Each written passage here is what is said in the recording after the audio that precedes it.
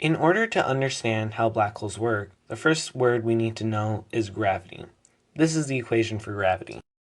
D squared is distance, m is mass, F is the force of gravity, and G is around 10. What the equation tells us is as the distance d increases, the force of gravity F increases. And as the mass m increases, the force of gravity F increases. Let's say we have a planet, and the planet gains more mass and shrinks down so the distance decreases. So the planet is small, d2 is low, and has a lot of mass, m1 is high, which means it has very strong gravity. The next big word is escape velocity. Let's say we have a planet and its moon. The moon is trapped by the planet's gravity, which is why it's revolving around it.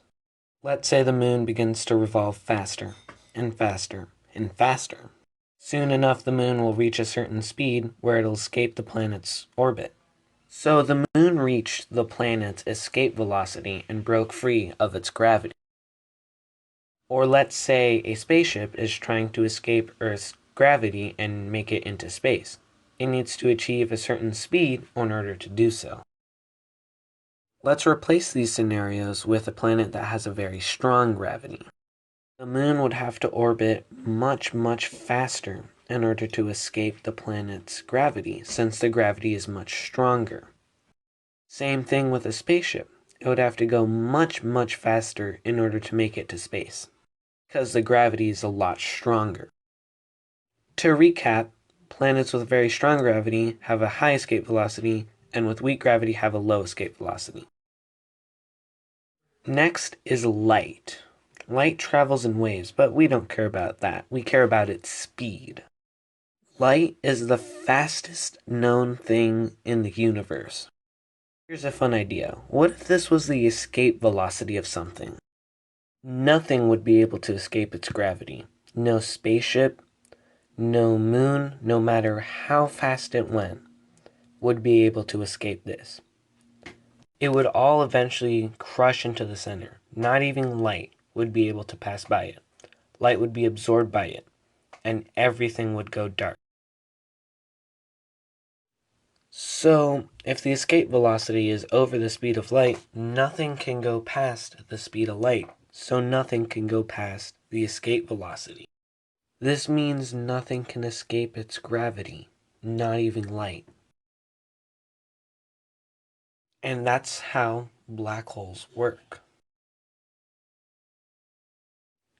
Making a black hole.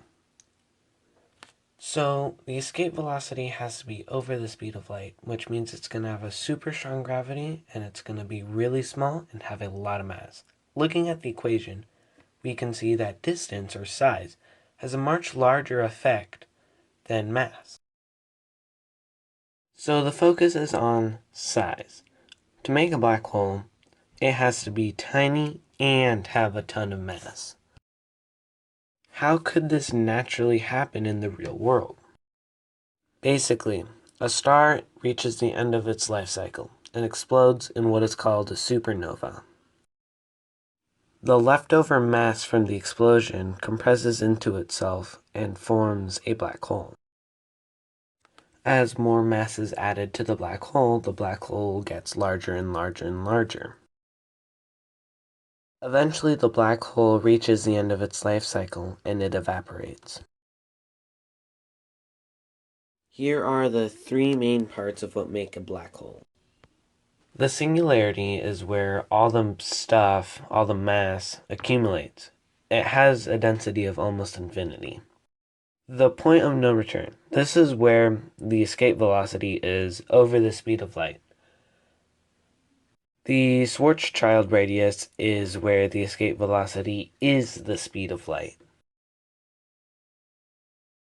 I'm going to go on a short tangent to talk about two of some of the most famous scientists and their contributions to the study of black holes. Most of you probably know the famous scientist Albert Einstein. His theory of general relativity says that light curves due to gravity. Because black holes are super dense and have a really strong gravity, light curves and is absorbed by the black holes. which is why they create pitch black empty voids. Stephen Hawking, who is one of the most famous scientists of today's time, made the theory of Hawking radiation. This theory suggests that black holes release a ton of radiation, which is why they evaporate over time. And this is the end of the video on how black holes work. Thank you very much for watching.